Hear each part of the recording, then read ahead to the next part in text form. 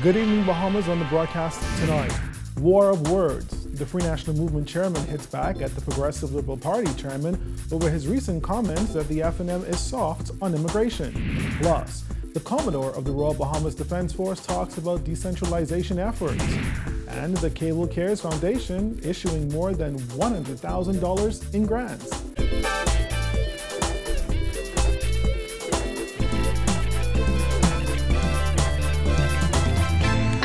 Is brought to you by Alive, the nation's newest and best LTE network. Good to be alive. Welcome to our news, the weekend edition, and thanks for joining us. I'm Andrew Knowles. Topping the news, FNM Chairman Carl Culmer is swatting down claims by PLP Chairman Fred Mitchell that the FNM is soft on immigration. Culmer also defended Transport Minister Frankie Campbell, a Bahamian of Haitian descent, who Mitchell indicated causes the perception that there is an open border. Our Jared Higgs leads us off tonight with this report. FNM Chairman Carl Culmer is pushing back against claims by PLP Chairman Fred Mitchell that the FNM is perceived as soft on immigration because one of its ministers is a Bahamian of Haitian descent. Transport Minister Frankie Campbell says his mother came to the Bahamas illegally by boat and hid in a cemetery overnight. Culmer insists that the Transport Minister is a hard-working Bahamian who has served the country well. All the evidence that I've seen and have been shown to Bahamians, Frankie is a Bahamian. He has been to school in the Bahamas. He has been on the police force. Frankie has did diplomatic services for the Bahamas. Why all of a sudden Frankie become an issue? I cannot condone that sort of talks about Frankie. Frankie has contributed to the growth and development of our country over many years. And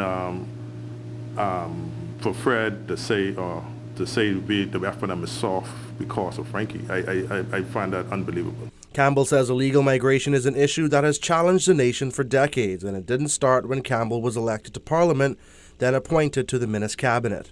We had this problem for many years. This problem just didn't come about when Frankie came about as a member of Parliament.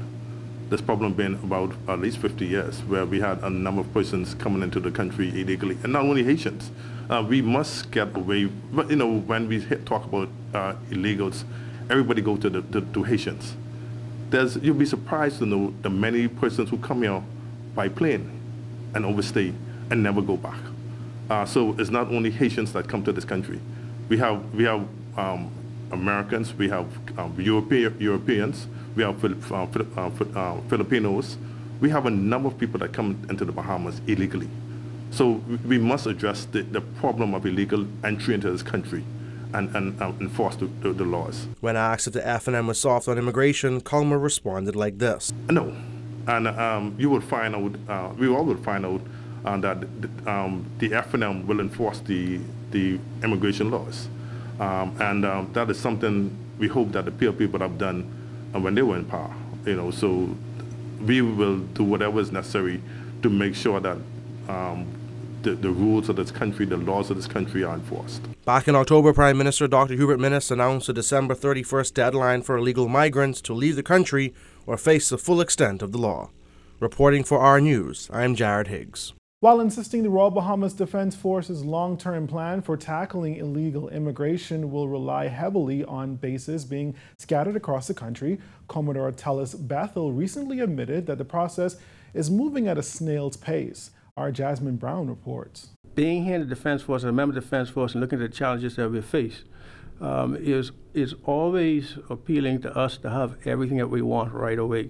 There has been a slow development and progress for the Defense Force in that I think 2006 was the initial talks. Sorry, let me go back a bit. 1996, there were the initial talks of decentralization. Key to that decentralization is the Sandy Bottom Project. It is a $232 million investment by the government of the Bahamas to upgrade the fleet and operations of the Royal Bahamas Defense Force. It includes the acquisition of 9 patrol craft, the dredging of harbors, and the construction of walls and jetties at the Coral Harbor Base, Matthew Town in Nagua, and Gunpoint, Ragged Island. The project also calls for the upgrade and expansion of the bases in Coral Harbor and Matthew Town, including the construction of warehouses, workshops, and an operations building. Bethel says the establishment and enhancement of those bases are key for the force, which has come under fire in recent weeks after 2 Haitian sloops landed just a few miles from its base. As with all forces, will always be an evolving entity.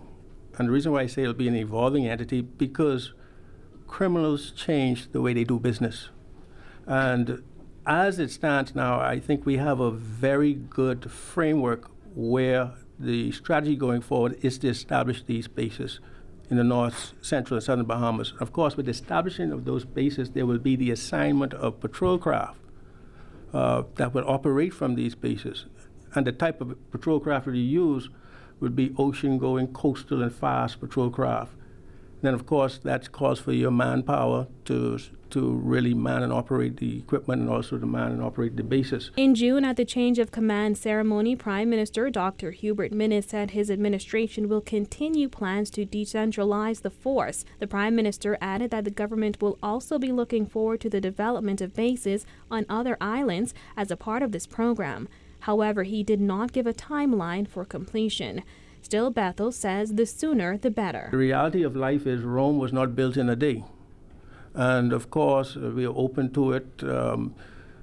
If we were to have everything that we wanted instantly, then certainly that would bring a financial costing to the people of the Bahamas, and we certainly are open to it once the decision is made by government and the people of the Bahamas to facilitate even a program that you can get as much as you want in the shortest possible time.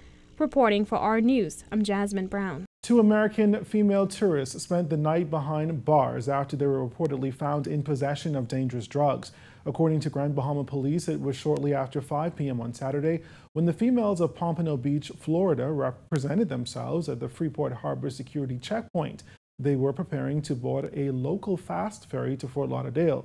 But a search of the females reportedly revealed taped packages of suspected cocaine strapped to their bodies. The cocaine totaled 9 pounds, 9 ounces with an estimated street value of $75,000. Just on Friday, a 60-year-old American woman was also arrested at the Freeport Harbor after she was reportedly found in possession of 2.5 pounds of suspected cocaine taped to her body with a street value of $25,000.